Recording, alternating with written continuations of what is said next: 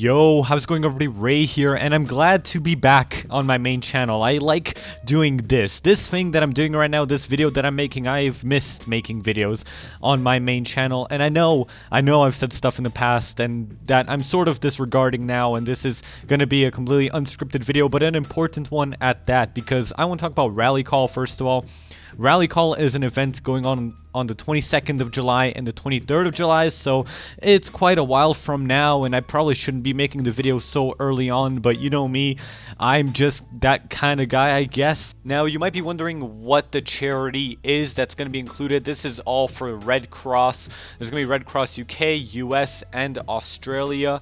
All the details are in the Steam group called Rally Call Charity Tournament, which you'll see on screen now, and which is going to be in the description, so I highly recommend you go join that for the big announcements, and being up to date with things is always good. So there you go, you have that. Now the main part is the teams. Now we have Team Nerox, Katamono's team, Rapid All-Stars, Runix's team, and Grizzly Berry's team, as well as Team A and Team O.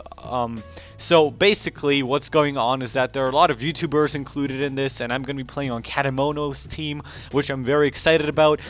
We got some of the big names, some of the big YouTubers you might recognize, and some smaller ones that you might not know of. We got Funk, we got Scott Jaw, Uncle Dane, King Raja, Sleeping Bear, UEA Key Crash, and Grizzly Berry. So the easiest way to think about this event, it's kind of like the TF2 mix-up that Star was part of in 2013. Damn, that was like 3 years ago, or 2.5 years ago, just thinking about that. But yeah, that's what that is, and I hope everyone's gonna turn up. I hope everyone's gonna be there on the day. I'm actually moving. Well, I'm moving with my mom, not me. I didn't get my own place yet, but that's definitely in the works. I'm gonna be moving a day after this event, the 24th of July, just because I want to be there for it, and I hope I'll be there for it. So a little bit about me. I'm doing fine. I'm back to Canada. And I'm very, very happy, as you can tell. Maybe you can't tell because I have kind of a cold because my immune system's shit. But otherwise, I am doing pretty fine. I'm just getting some lag spikes here because my mom's internet isn't the best, but we're going to get an upgrade as soon as we're going to move out, and I'll take a look at the plans and all that good stuff. So honestly, I thought I'd have more to talk about Rally Call, because that was the main topic, and now that you guys do know about that, I'm just going to move on. But there are quite a bit of shoutouts and quite a bit of other YouTubers I have to mention in this video, and I want to mention them because they're worth mentioning and they're definitely worth checking out. But before I mention those guys, I just want to say thanks a lot to Justin, to Funk, for subbing to me. That honestly like really made my day when I first saw that. And if you do see this video, you know, thanks for watching my stuff. It's a big deal to me. Well, that's kind of putting people up on a pedestal, and I don't want to do that. But yeah, I appreciate that, and I appreciate you guys, everyone that watches my videos, and everyone that continues to support me. I need to address that, because it's definitely a good feeling when you know that people that you respect and watch you back. So now I'm going to move on a little bit from that. Shoutouts to GameCam, because he's the one that is hosting and commentating over the matches that will be in Rally Call, and he organized it, so you guys should definitely go check him out. He also makes videos and posts videos. The next person I want to shout out is Widespread99. He's pretty underrated. He definitely makes videos that are worth your time. Here's an example now. After the pub event, I did speak with Ray, who's probably more of a well-known TF2 YouTuber, and he basically mentioned that the whole sole purpose of him starting his channel was to help others and basically get enjoyment out of it. He never asks for anything in return, and looking back, you know, while reflecting on me as a smaller channel, it really makes a lot of sense. You know, being selfish and boasting really doesn't get you anywhere in life or in the community, so I'm gonna give him a shout out whether he realizes it or not. He may or may not watch this video, but you know, people like that do deserve recognition for, you know, their labor and basically being selfless. And lastly, I want to give a shout out to Telco Maniac. We've been friends for quite a while. I started talking to him in February, and he makes good content. We actually made a collab video, which you can check out on his channel. Oof. Alright, looks like we're performing quite well Yeah, today. we're just a liability to the team at this point. That's alright, who cares? Yeah. He probably, because who would still be here, right? Yeah, I Let's know. go. No one would be. And he's actually back to YouTube now after quite a while, and I definitely do encourage you to sub to him because he's a good guy and he makes good content, and I think it's worth your time.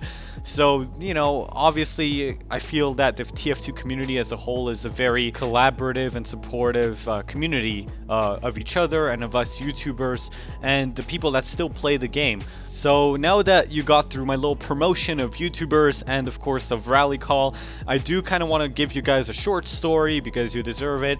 So basically, this happened just yesterday when I came to Canada, when I came to Alberta, because that's the province I live in. I don't really want to disclose my city because that's a little personal. But otherwise, I came by myself. I travel by myself because I've been doing it for 10 years because my parents are split. So I would travel a lot between Canada and Romania over the summers. And when I was young, so I've been traveling for 10 years since I was 6. And when I was younger, I would obviously go with like this attendant that would take me to the actual flight. But now, because I'm older, I travel by myself. And when I got to the border patrol where you have to, you know, show your passport, like I was already in the city. I just had to like walk out, show my passport. They ask you where you came from, what you're doing, and that. So a little bit of context, I had 2 luggages with me, obviously because I lived in India for 2 years, so I had quite a bit of stuff. The first one was like 25 kgs and the second one was also around that 26 or so, and I think it looked a little suspicious, at least to them. So when you come to Canada, there's this declaration form that you have to fill out where you have to like declare if you're bringing anything into Canada from like other countries. You have to declare the goods and the value of those goods.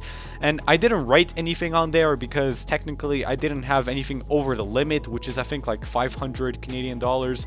I think something like that you're bringing in. And even though it's coming from India, I didn't really have anything of too much value except like a Bose speaker, wireless Bose speaker, or Bluetooth rather, which I didn't declare. But it didn't really matter because when I got there, I got asked questions, and I think the woman there, poor woman, she got freaked out, I think, because I said India. I don't want to be like, I don't want to say anything I'll regret, but I think just because it was a long flight. I was in the airport for 7 hours in London in between flights. The first flight from Romania was 3 hours and the second one was around 8 hours, so it was quite a long journey, and that wasn't really a problem for me, but I think she just got freaked out because it was a bit suspicious that a 17-year-old was going up and was traveling just by himself with 2 large bags. So basically, for the first time in my life and in the 10 years that I've been traveling and making these long trips, I got not pulled over, but I got searched. One of my bags, not the second one, thankfully, but I just got like pulled over to the other, not lane, but like the other walkway, so I didn't like come in straight. The guy's just like, go this way please, and I got completely freaked out because I didn't know what was going on, and the guy there was just asking me questions, well, more questioning because I just probably looked suspicious, and he told me if you have goods, you have to declare them, but I didn't really have anything of value. It was still mostly clothes, and things that I did have were bought in Canada, like my headset and my mouse, my Razer mouse. So that's a little story for you guys. It was just freaky. So yeah, I guess the moral of that story is declare your freaking goods just to be on the safe side. I know it's kind of random, but I hope you guys enjoyed this video, and as always, stay tuned for more. Peace out. I don't think that I can handle this right. I don't think that I can handle this right.